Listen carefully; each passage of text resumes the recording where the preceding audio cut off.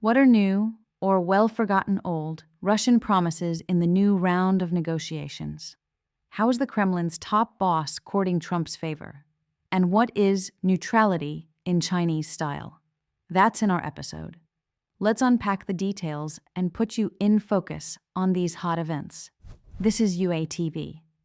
Be sure to follow us on YouTube and socials for the latest news and unique stories. Turkey promises to dig a well with a needle for the sake of peace. And Trump says he's ready to meet with Putin. Predictably, is Russia changing its delegation?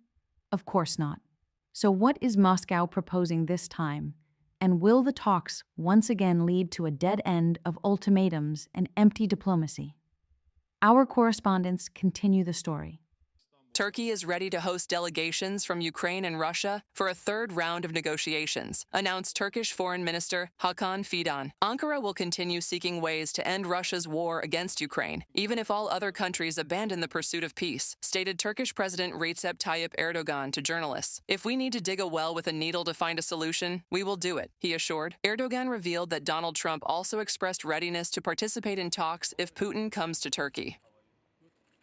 He, Donald Trump, said, "If Putin comes to Istanbul or Ankara for a solution, then I will also come. We will hold the necessary contacts and, God willing, realize this meeting as soon as possible." Recep Tayyip Erdogan, president of Turkey, in the comment to the media. At a press conference following a two-day visit to Minsk, Putin stated that Russia is ready for the third round of negotiations. However, the importance Moscow places on results, rather than the process, can be judged by its decision not to change the composition of its delegation, according to Russia's foreign ministry. The low representative level of Russia's delegation has already drawn sharp criticism in Kiev and the West. Putin said the parties should discuss proposals from both Kiev and Moscow. Ukraine insists on a ceasefire of at least 30 days without any conditions. The Kremlin, however, issues ultimatums and refuses a ceasefire.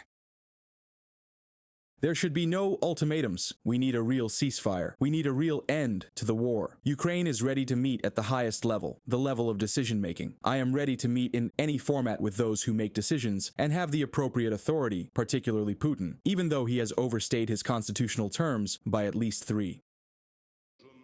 Russia has no intention of changing its approach to peace talks, believes Ukraine's first deputy foreign minister, Serhiy Kyslytsya. Its goal is to create an illusion of a peacekeeping process to avoid new U.S. sanctions. The Kremlin sent a delegation to Turkey without the authority to negotiate a ceasefire, which is why no real talks took place in Istanbul. Moscow merely presented its ultimatum. Putin's strategy is to play a long game with Trump, creating a favorable backdrop for contacts and interactions, while simultaneously intensifying the war against Ukraine, analysts say.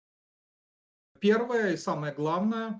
The first and most important thing is that Trump wants these negotiations. This is part of Putin's game with Trump. He wants talks? Fine, here are talks. Putin isn't against negotiations. Moreover, they can be turned into a propaganda show to demonstrate, not just to Trump, but also to countries of the global south, some of which are Russia's BRICS allies, that he's not opposed, he's ready to negotiate, ready to make deals. Look, talks are happening in Istanbul.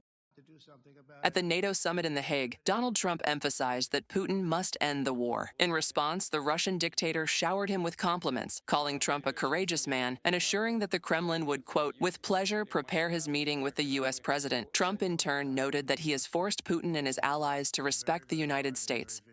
Putin respects our country, and President Xi of China respects our country, and Kim Jong-un they respect our country again.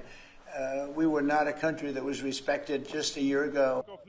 Kiev continues working with Washington to organize a leaders' meeting. According to Ukraine's defense minister Rustem Umerov, the issue of a high-level meeting will be addressed after discussing humanitarian aspects, including prisoner exchanges, repatriation of the deceased, release of civilians, and the return of Ukrainian children. Ukraine has supported the U.S. initiative for a full ceasefire from the outset and proved it during negotiations. However, any dialogue is possible only without ultimatums and with respect for Ukraine's sovereignty, emphasized the Ukrainian defense minister. Reported by Victoria Smirnova, UATV News. Neutrality in Chinese style. Chinese companies are helping Russia build infrastructure in occupied Crimea and supplying technologies used in warfare. What's behind China's role in sanctions evasion? And who's helping Moscow produce millions of drones? Find out next.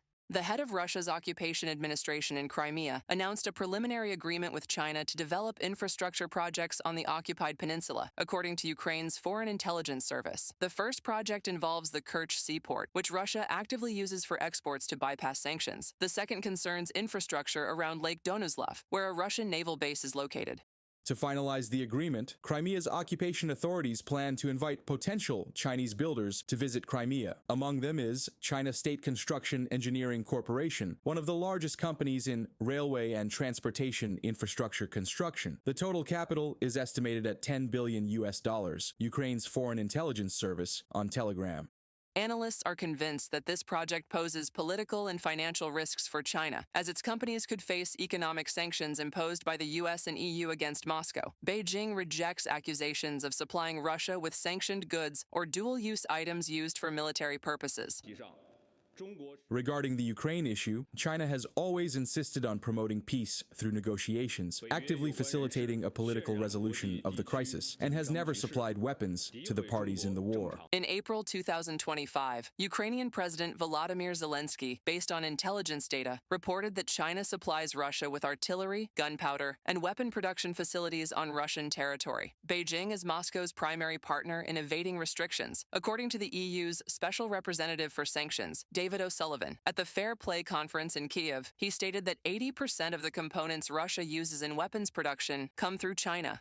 About 80% of these goods enter Russia via China or Hong Kong and China. It's a very difficult conversation. When President von der Leyen or President Costa speak about this at summits, or our member states, President Macron, Chancellor Scholz, when he was in Beijing, the Chinese usually respond, "We don't understand what you mean. We don't supply anything with military use for Russia." So we keep pressing, but the response is lukewarm. You see this in many products made in China. These are Chinese copies of Western brands. David O'Sullivan, ambassador of the European Union to the United States, during the Fair Play conference.